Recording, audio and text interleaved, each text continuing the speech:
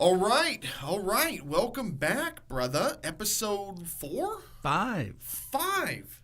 We're banging them out fast, man. Episode 5. And there's only 12 in this series. Yeah, we're almost halfway there. Holy smokes. That's awesome, dude.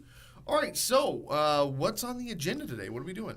We're going to talk about getting your property move-in ready. Ready for what? Ready for the new tenants.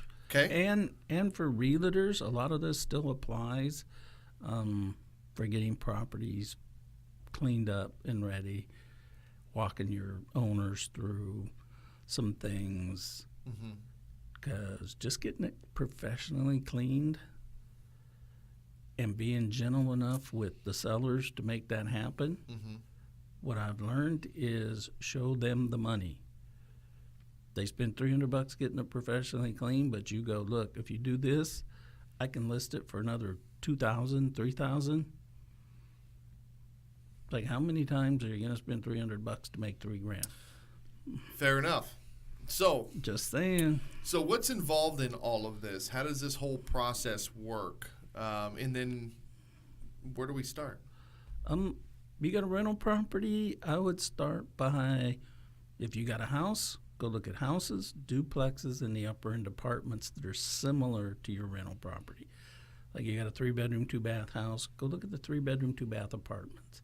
See what they have, see what you have, see what they're doing. If you can duplicate some of the paint schemes they do, that kind of thing, and make a list of what amenities your place has that the apartments don't, and what the apartments have that you don't. Spend a Saturday doing it. Take somebody with you. Should you be wacky and kind of go above and beyond? Does that really improve anything? No, you should never overdevelop, overspend. If everyone's painting brown, should you be painting blue? No, because the thing is, when I was managing these huge apartment complexes, Huge, like large, like Donald Trump, huge. I can't speak New York. It's huge. It's unbelievable. It's amazing. Yeah, them places. What's that dump he's got in Florida, the Largo thing? Yeah, I couldn't. Oh yeah. I couldn't. Total dump. Yeah, It's total crap. Total crap. Total crap. It's gonna flood and be gone. But I'm sure he's got it insured for the FEMA money when the flood comes. Exactly. Yeah. Exactly. But they would hire designers, interior decorators, and they would go out and do market surveys and figure out what does everybody like now. For years, it was paint everything Kelly Moore Frost, whites in the kitchens, bathrooms, and Is that why everything went brown inside? that's pretty much, somebody said, yeah, do it, and everybody jumps on the bandwagon. Once one of the big players does it, then everybody starts doing it. That's weird.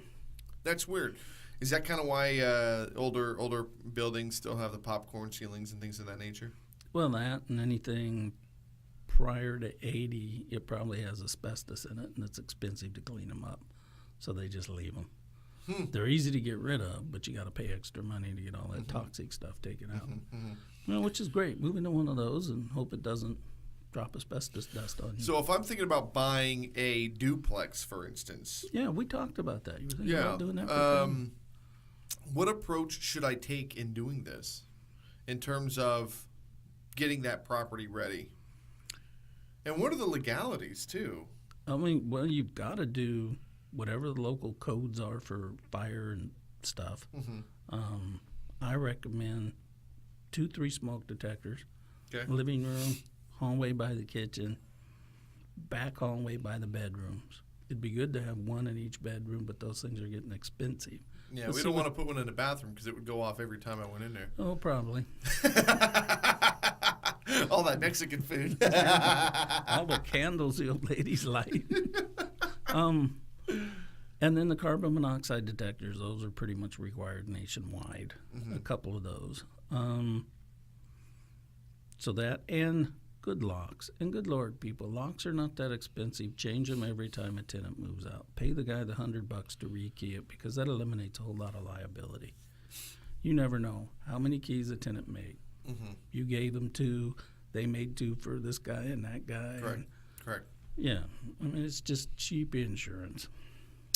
The other end of it, though, is should every unit be repainted before somebody moves in? Should it be have new carpets before somebody moves in? No, What are your thoughts on that? normal wear and tear is fine. You can paint one wall if it needs it. Mm-hmm. You know, and I go into more detail in the book about how to do that. I know you talked about only Yeah. painting a couple different walls. I didn't know really where you were going with that. Yeah, it's keeping the rehab costs down when you turn the unit over to the new tenant. If you got a house or a duplex, it's worth hiring a professional cleaning company to go through. It's worth hiring a landscaper to go through once and do a good total yard cleanup, knock all the cobwebs down. I've even taken some properties that were a little rough and just painted the trim. It just makes a world of difference. And a realtor, you can do that on a sale property, and it just makes them pop. Now, what about instead of apartments? What about if you've got rental homes? What kind of prep work should you be doing between tenants in a situation like that? Well, all the lock stuff like we talked about, the smoke alarms, the professional cleaning, make sure everything works, everything's functional. The blinds, the windows, all of that stuff, because you're competing with everything else that's on the market. So you need to go out and look at everything else on the market. You want yours to stand out. Now, here's an interesting one. What about a finished garage over just having the studs? If you've got a rental property, should you have the garage finished?